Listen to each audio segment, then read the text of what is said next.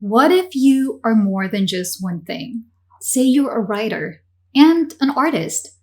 Is there such a rule that says you should only be confined to do or create one thing? Well, our guest, Amy Stewart, demystifies this notion. She's a certified artist, a speaker, and a published author of over a dozen books, with 4 New York bestsellers under her belt. An advocate of pursuing your interest and curiosity. Amy Stewart is definitely more than just one thing. Listen as we discuss practical and portable ways to set up your art supplies while traveling and outdoors, how exploring different mediums can lead to endless creative possibilities, having 2 levels of sketchbook to address the fear of a blank canvas, how to draw, sketch without overthinking, and capturing the trivial and mundane to translate into an interesting piece of art.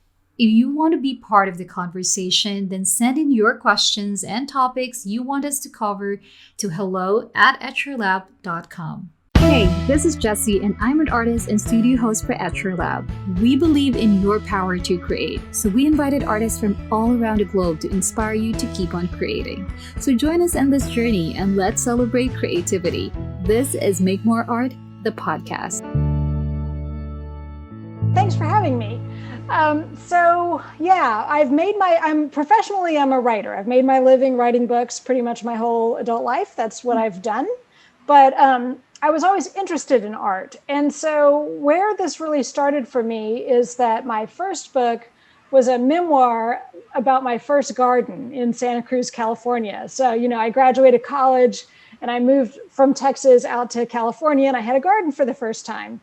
And that's just kind of what was going on in my life. So that's what I wrote about. But I kind of wanted to draw, like I sort of wanted to keep a garden journal and draw little pictures of what was going on in my garden, but I didn't know how to draw. I just had never really, my thing was writing. So we moved to a small town in Northern California, Eureka, California, which is a small rural community, pretty isolated from any big city.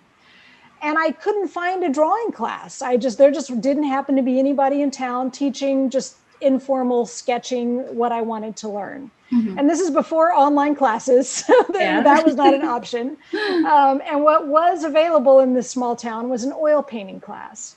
Now, I loved this teacher. Like, I loved her paintings. I had admired her paintings for a while, so I was happy to take a class from her.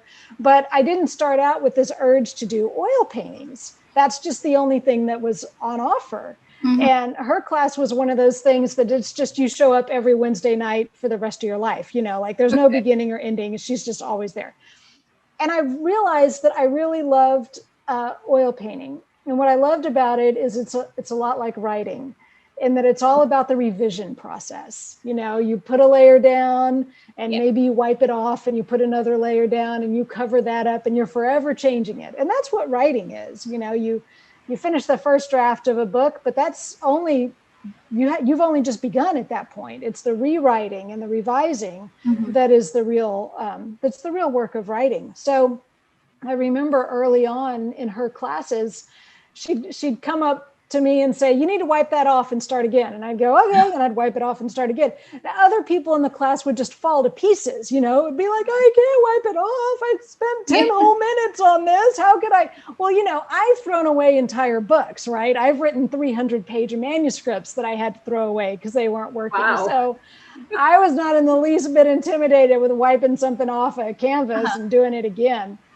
So anyway, I really decided that I loved oil painting, and that's kind of what I did for a long time. But the thing is, it's hard to travel with oil paint. It's not impossible, but it's kind of hard. So I really wanted a little sketchbook, and I wanted the thing that I started out wanting, which was a way to just do little drawings in a sketchbook. But fortunately, by this time, online classes had sort of blossomed. So this was like 2016 or so. I was able to start binging some online classes and really learn how to sketch and use ink and use watercolor. And so since then, I've just gotten into a lot of different mediums. And this has always been something that I've just kind of done on the side because my main job is to write books. So I'm always on book tour. I'm writing a book. I've been a very busy person for a very long time, but art is just such a fantastic break for me. Writing is, you're in front of a computer. It's very intellectual. It's very wordy. You're very much in your brain. Yeah. But when I'm painting, uh, it's not about words anymore, and it's about art supplies, which are so much fun and so just juicy and wonderful. Paint and paper and canvas is so great. So it's just a completely different experience physically and emotionally from writing. And they're over very quickly. Like you do a painting and it can be done in an hour or an afternoon, whereas a book takes me years. So it's been a wonderful sort of companion, I think, to my writing career. Thank you, Amy. I actually saw in your bio on your website that you mentioned that painting has this instant gratification, whereas writing books and printing them, yeah, can take some time. So that's why you fell in love with painting. I've seen from your works that you do a lot of sketching from the different places that you go to. In one of your IGTV, you shared your art supplies and how you set up your sketchbook. So, can you tell us a little bit more about that? It took me a while to work this out. And of course, it's different for everybody. But first of all, I wanted it to be lightweight enough that I would never debate whether or not to take it with me.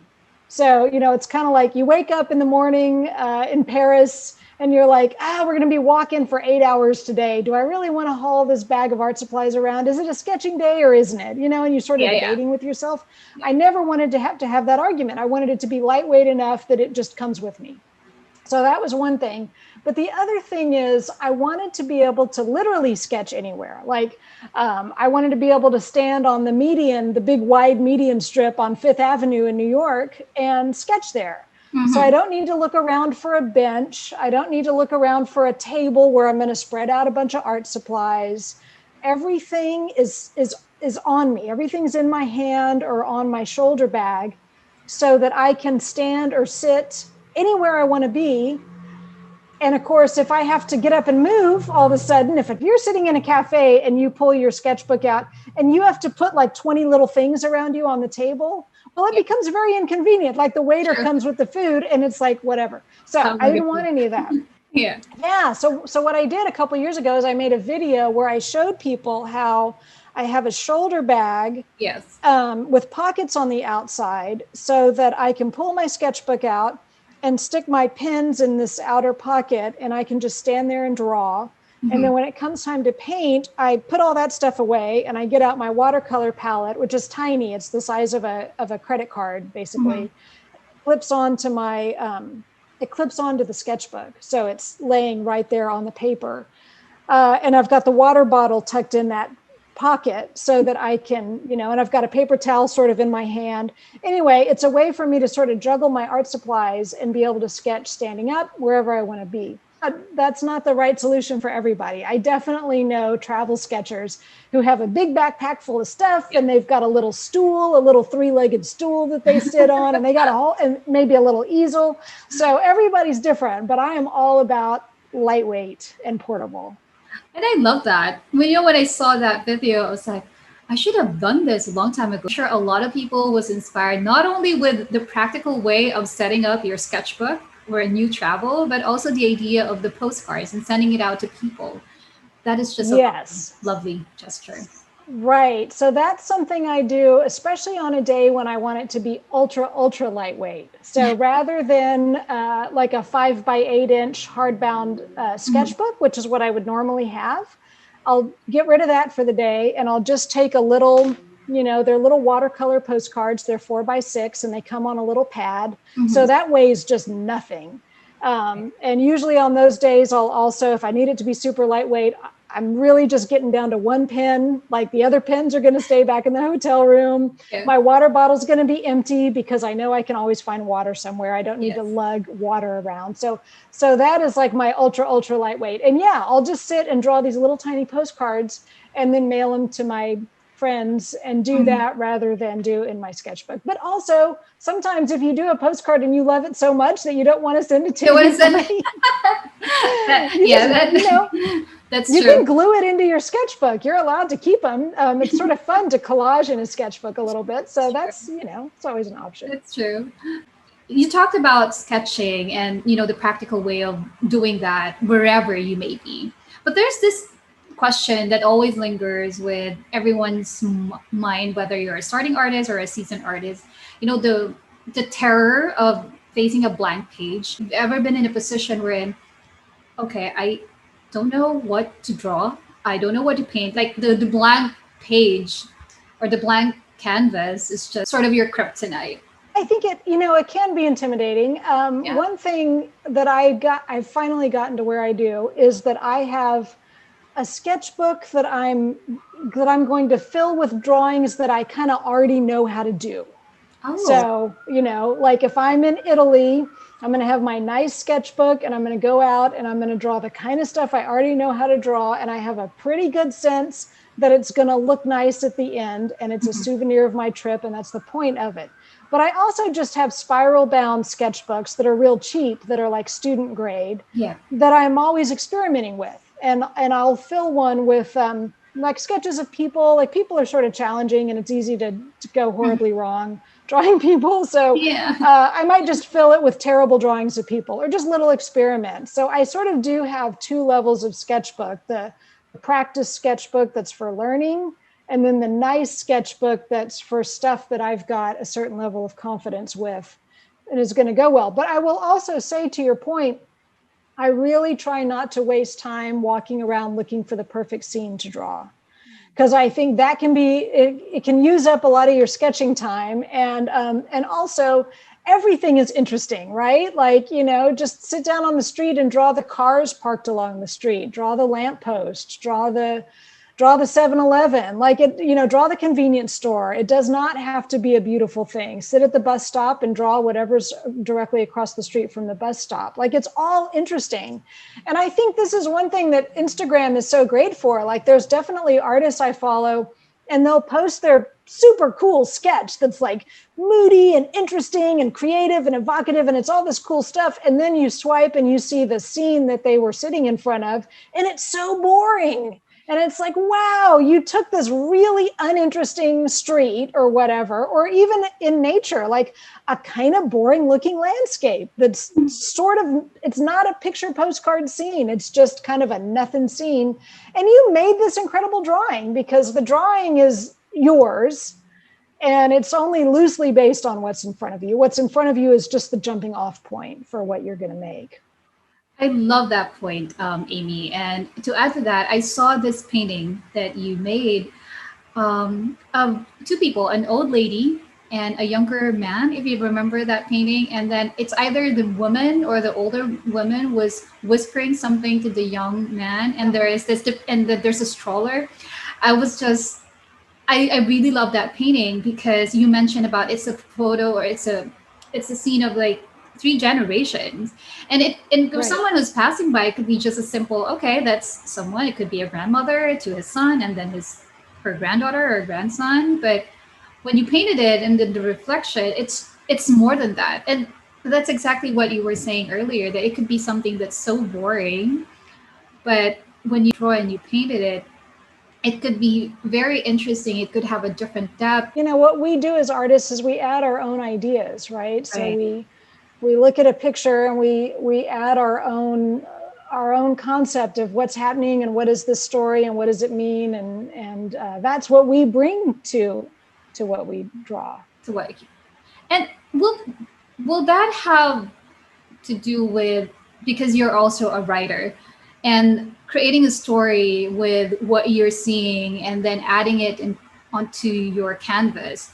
Would you say that sort of help with anything that you create? Well, it's definitely something that I've started thinking about more lately. I mean, I think for so many years, I was just trying to figure out how to paint. It was just like, how do you paint a building? How do you paint a window? How do you paint a car? How do you paint a tree? Right. Like, I don't know. I recently went through a whole thing because I've always sort of avoided painting animals. It was not super interesting to me as a subject, but also it's just every animal is different, right? Like, never done a lot with animals. So I kind of went through a little phase where it's like, I'm going to really figure out animals and work on this. But I didn't really have anything to say about animals. I was just trying to learn, like, how do you paint a dog? I kind of have never figured it out. So now I'm going to do it. And I sort of did. But lately, I've been following a lot of artists who are kind of like New Yorker cover illustrators, people like Gail Kabaker, for instance, who's wonderful. And, you know, their work, Julia Rothman, who does a lot of kind of newspaper editorial illustrator type stuff. She's amazing. And you know, they're telling stories. So when they draw a person or a scene, there's a reason for it. There's a story in it. And so recently I've tried to really push myself to say, you know, I don't have to live in New York to have interesting stories happening all around me. I live in a cool city. I live in Portland, but anywhere you live, there's stories happening on the street. So like right as I had this realization, Portland had a very rare snowstorm. And I'm like, I'm going to go outside and look at how Portlanders are responding to the snow. And of course, it's totally goofy because it never snows here. So everyone's out doing their weird things in the snow. And I just went around and took some pictures and came back and painted those.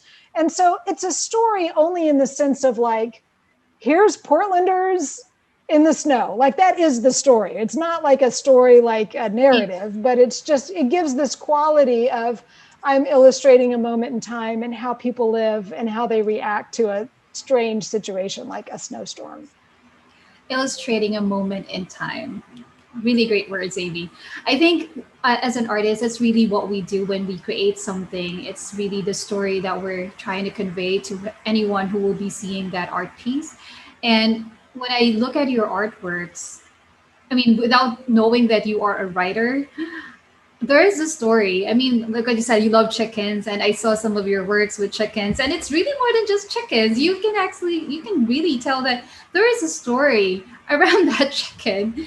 There is this article that you wrote wherein you talked about the style of art and you being an artist, wearing the writer hat, and then an artist at the same time and teacher at the same time.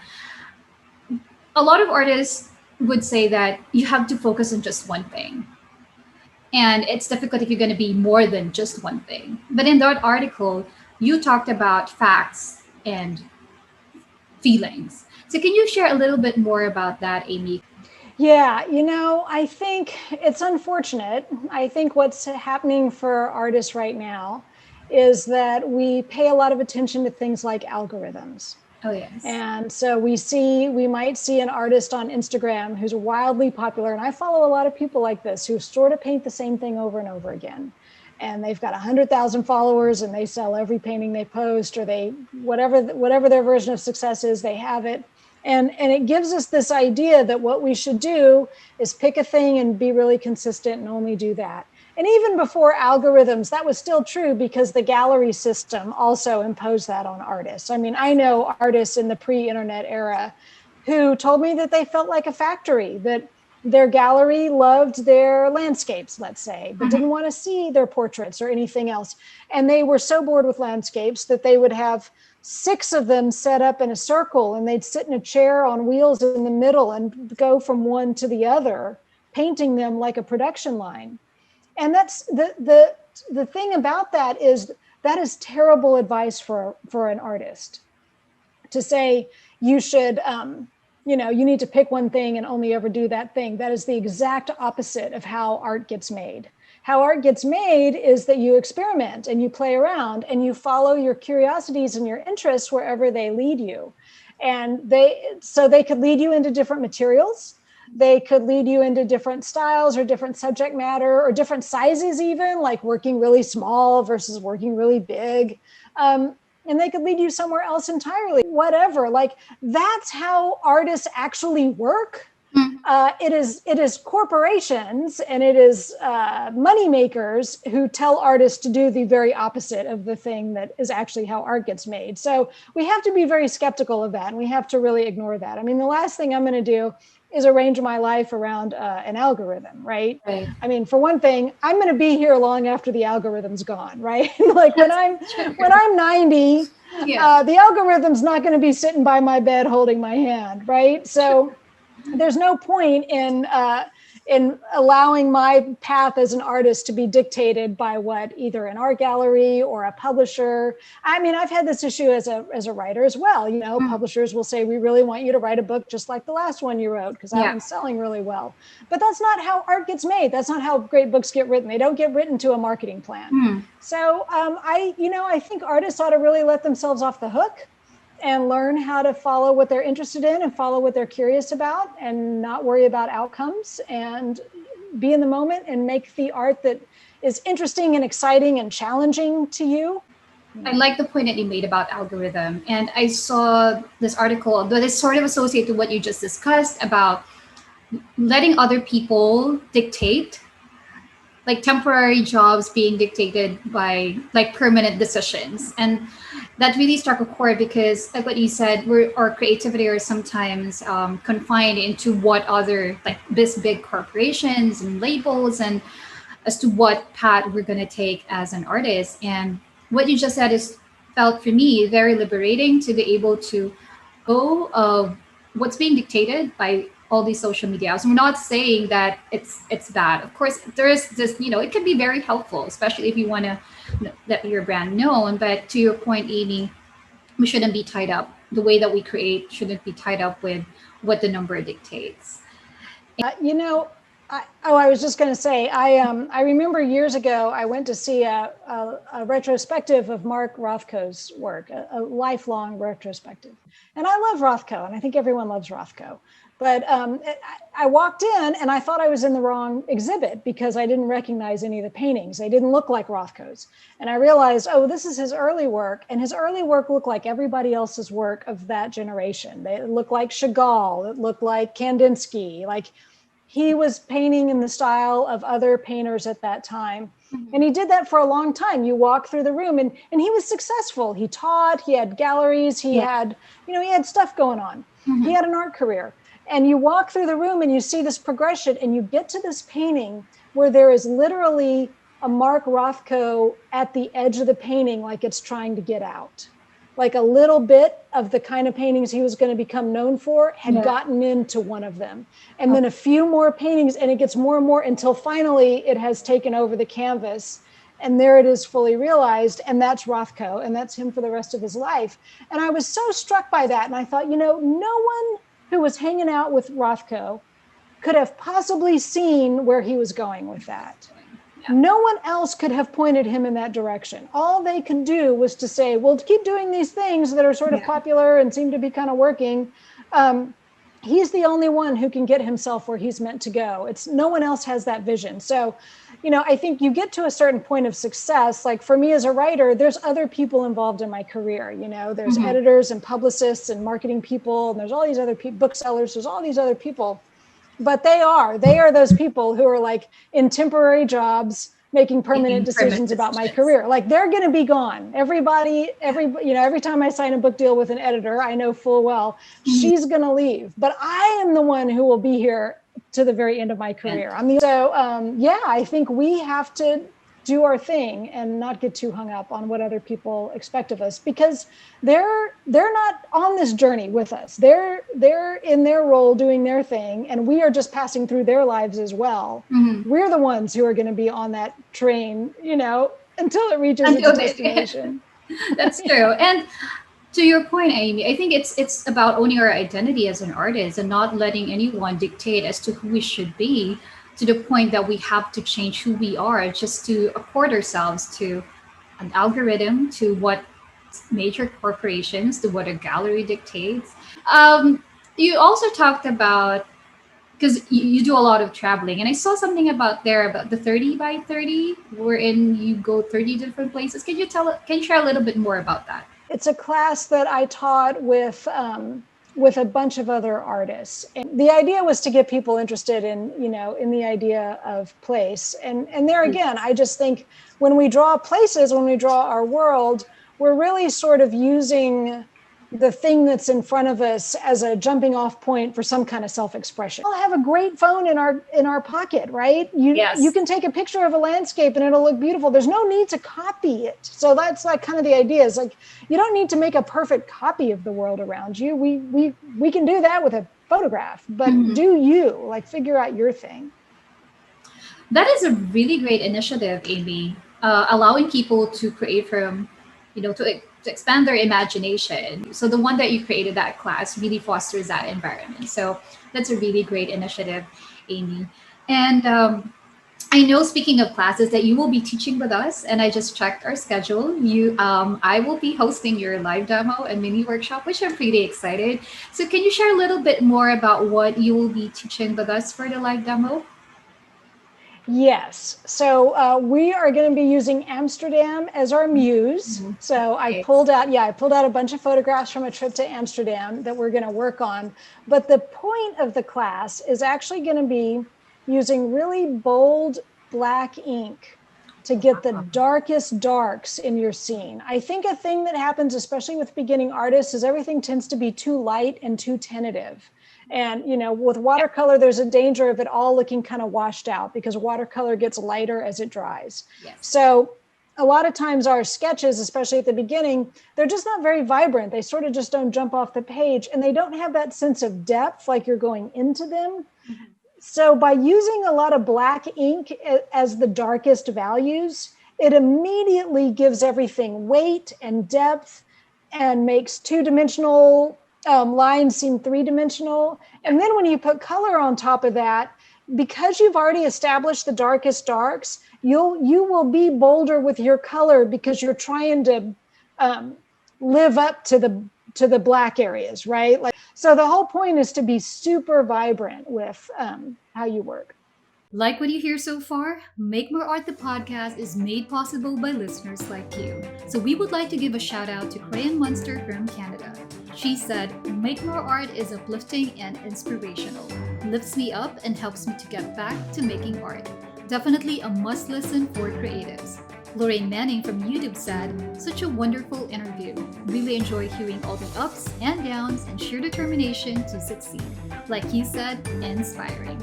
Make sure you never miss a show by clicking the subscribe button now. Thank you so much for your support. Now back to the show. And Amsterdam will definitely be a great news for that demo. And I look forward hosting you for that Yeah. session and also your mini workshop. But I'm sure a lot of our listeners and people who are following you would very much interested or inclined to attend. And I say this with all of the artists as well that I've had on the show. There's just this story and different layers with the artists that we interview on the show. And just hearing your story and what I've gathered so far is that everything that you do is really about the depth and the story behind. I mean, you can look at something so mundane, and even without your background as a writer, there's this innate quality and character in you to always go deep and to really let your inner artist shine into the works that you're making. Like, is there really something to study about worms? But you made it so interesting.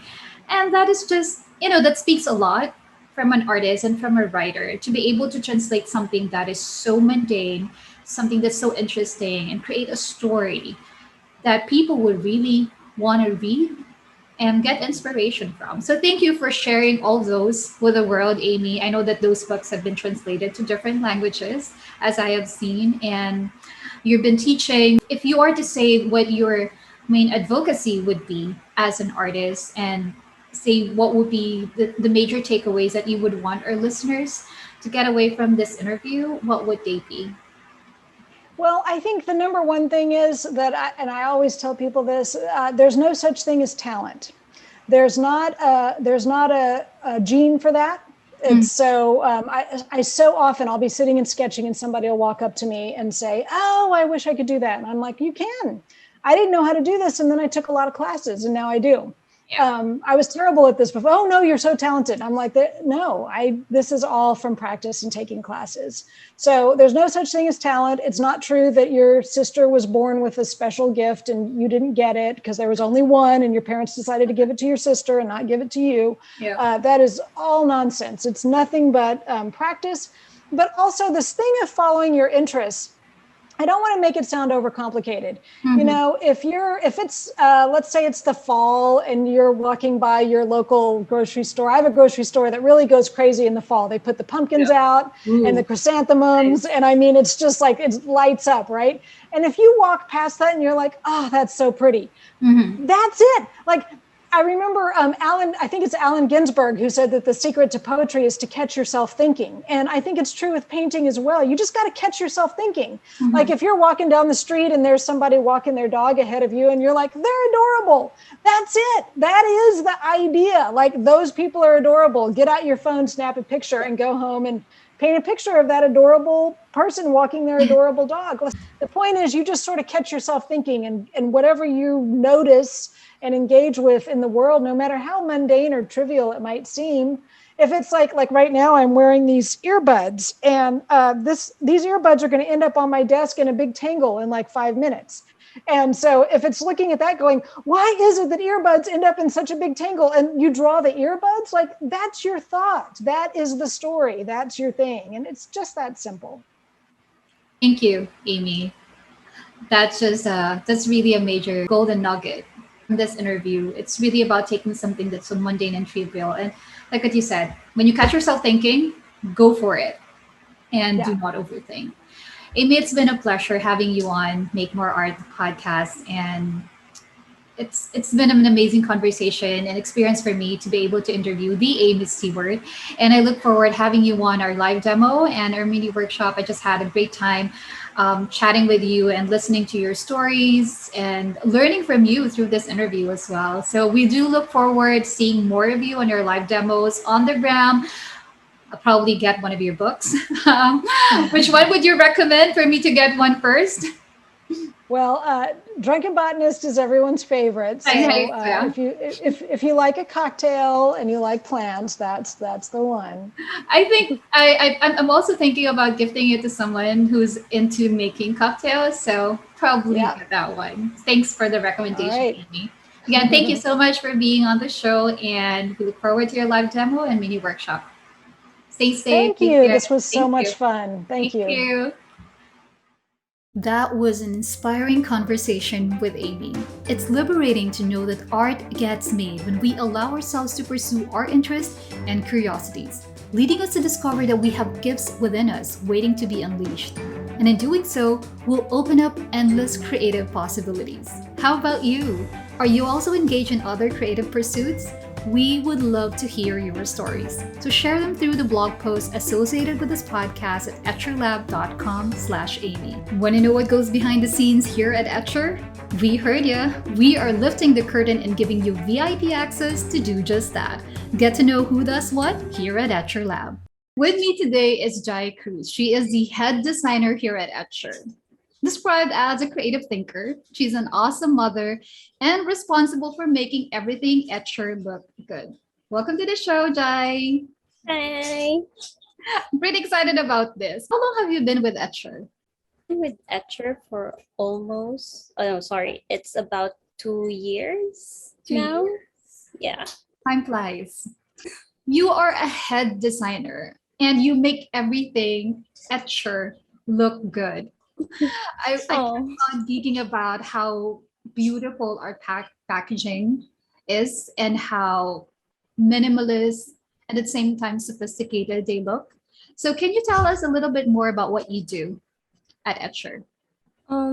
well, pretty much I do, yeah, as what you said, the packaging designs for Etcher. And then I also oversee like the overall and feel of that Etcher put out in social medias and all those things. So yeah, basically all design All things. Yeah. So if you guys are watching this from YouTube, is our background your design too? Yeah, both Okay. our backgrounds are my Okay, so design. we Yeah. have our backgrounds, and that's courtesy of Jai. So, and the pop-ups in our YouTubes, that's all Jai. And she does make Oh. everything look good for Etcher. But let's back up a little bit. And can you tell us how did you end up with Etcher? It's like a miracle to me actually because Etcher found me in this online jobs that was posted, I think, and then I lose hope in looking for an online job that time. But then when that happened, Simon, our co-founder of Etcher, he actually emailed me and then asked me to have an interview with him. And it was a shock. And yeah, actually, it was a miracle. I think they found me. So yeah. Interestingly, Jai, and this is kind of a story that I also would like to share with listeners, is that we sort of knew each other.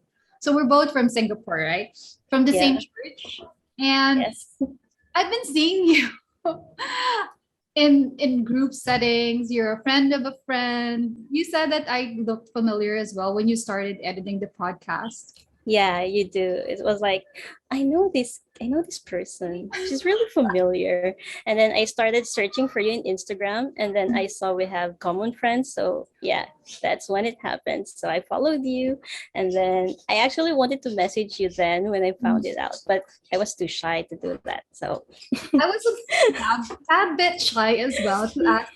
I know that it's you, but I was, a little bit shy. But here we are doing this interview, and we've been chatting about how we ended up with Etcher. And it's just amazing how sort of Etcher brought us together. And now we're yeah, doing podcasting, and you designing with Etcher, I'm doing hosting with Etcher. It's just amazing how Etcher brought us together. And we've had yeah.